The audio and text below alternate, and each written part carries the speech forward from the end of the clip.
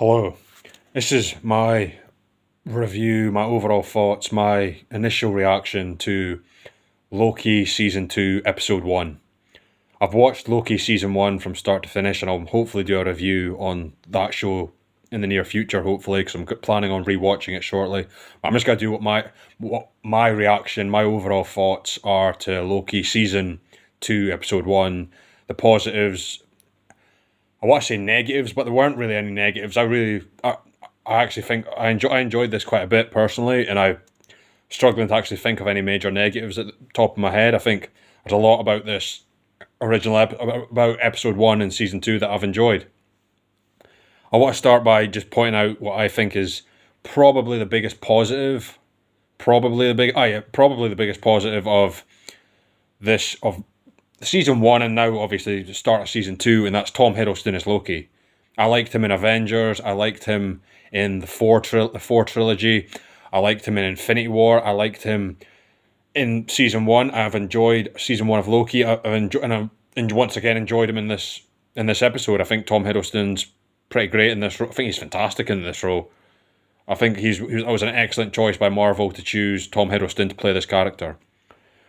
I want to start, we see at the start, we see Tom Hiddleston as Loki. He's on the run. He's being chased. We see that. That was pretty cool. And I want to point out that my theory on perhaps the inspiration for a part of this scene, the chase scene, when Mobius is chasing Loki, and then Loki jumps onto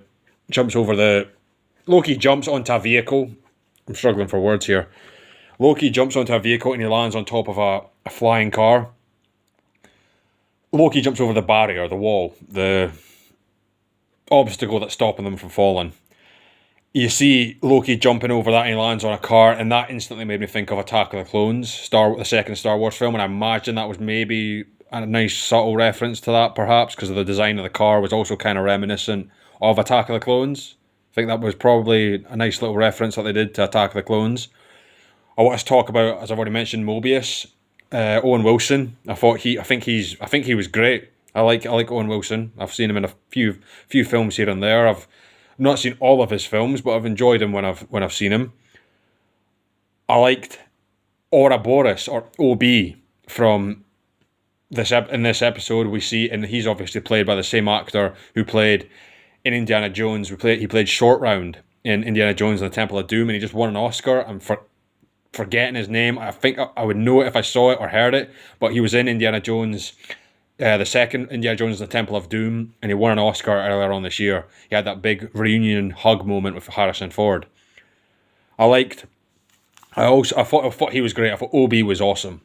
I also liked the meeting scene with the Game of Thrones Scottish woman who's working for the TVA, where Loki reveals that Kang's face is behind the wall. I thought the set design for that room, and the art direction, what you might describe as the aesthetic feel, the aesthetic feel, if that's the correct pronunciation for that word, of the show, that scene and just the way that was designed, I thought that was quite nice. I thought it was just, you could see a good bit of craftsmanship in that, and as well as the painting scene when Loki and Mobius are talking and Loki points up to the painting. I think that was I'm pretty sure that wasn't CGI. I think that was an actual painting, and I think it was done, impressive artistry, impressive bit of art. I thought that was quite impressive. Of course, there's the power surges in the TVA that OB takes notice of. A bit strange how they're happening, and they go into the big room that was quite bright, the temporal room. I think that was what they called it. We get to see some interesting sounds going on in the background when this is happening. When we sort of reminded me of Dune, 2021's Dune, by Denis Villeneuve. Sort of reminded me of that personally. I thought we get to go back to what else can I mention? I'll mention we get, of course, at the start we see Casey. We get to see he doesn't recognize Loki at first because he's time skipping. I want to talk about here's another positive. I want to talk about the moving camera. I thought the camera shots and the camera constantly being on the move, and how I wouldn't necessarily say it was identical or even anywhere near as close to like 1917, but I caught the long shot. We got a fair few more of them, I feel, in this episode than we did in the first season. Maybe just because I haven't watched season one in a while, but I feel just as a gut reaction, I feel like we got more of that. We got more moving shots. I want to talk about. I've already mentioned the set design for the room in which the TVA are interviewing Hunter B-15, and Loki reveals the Kang statue, the Kang face is behind the wall.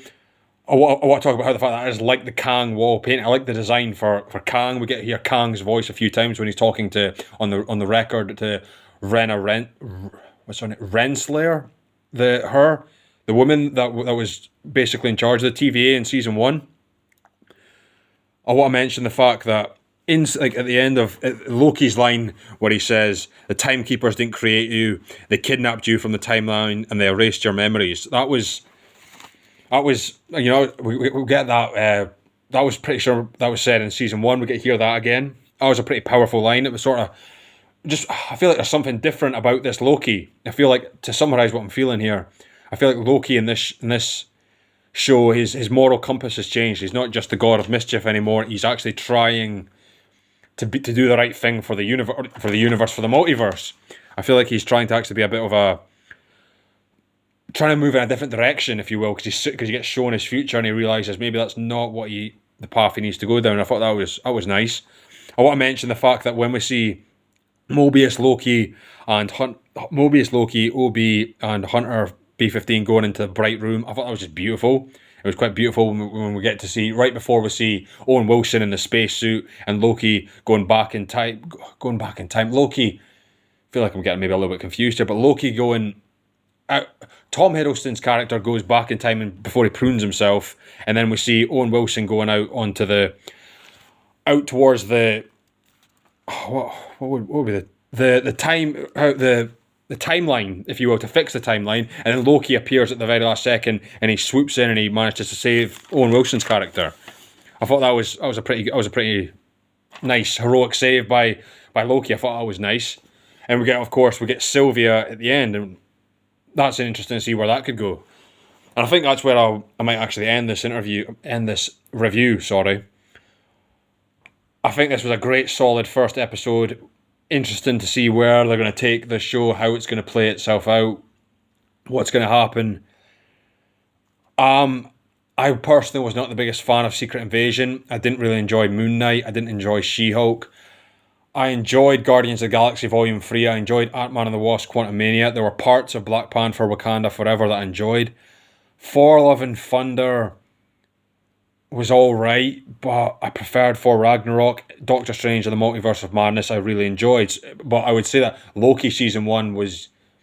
Not sure if I would say that it was the best part of Phase 4, but it was definitely up there. It was definitely a contender for that top spot, and I think episode 1 of season 2 has just increased my vested interest in this show. It's upped the interest a little bit because I want to see how this all plays out. I want to see more of OB. I want to see more of the Starsky and Hutch almost element between Owen Wilson and Tom Hiddleston. We get a bit of a Starsky and Hutch feel with them, I feel. It's like a buddy cop team up. I'm wanting to see where that goes and how all this plays out and what happens with Sylvie. And hopefully we'll get to see more of Kang. We get to see Kang at the end of season 1, Loki. We get to see him in Ant-Man and the Wasp: Quantumania, and we get to see his statue and we hear his voice in this episode. So I'm interested to see what happens there. And if my prediction is correct, I'm hoping that we'll maybe get to see an X-Men character to somehow tie into Deadpool 3 or something like that. That would be really cool, because I think with Miss Minutes, we got to see that character. That was a character I felt like was almost breaking the fourth wall. And Deadpool, of course, is the character that breaks the fourth wall. And Deadpool 3 is right around the corner. It's coming out next year. And so I'm just maybe it's a pie in the sky dream, but I'm hoping we get to see, excuse me, hopefully we'll get to see at least one X-Men character to explain maybe the greater multiverse and how the Avengers aren't the only heroes in the universe, and that could maybe tie into whatever it is they're doing with the X-Men. Fingers crossed for that. I think I'm going to end it there because I feel like I've covered most of the points that I was trying to get at. I've mentioned pretty much I like the moving camera. I like the opening chase scene. The background in the TVA, the aesthetic feel, as I've already mentioned, was pretty cool. with the scene when Loki and Mobius go down to see OB. That was a great introduction for OB when he's coming down on that seat thing with the two ropes. That was kind of cool. We see Loki talking to OB in the past and then Mobius talking to him in the future. That was kind of cool. And I think we're pretty sure that's about it. I'm pretty sure that's all my thoughts that I've written down here. I'm interested to see where they take this show.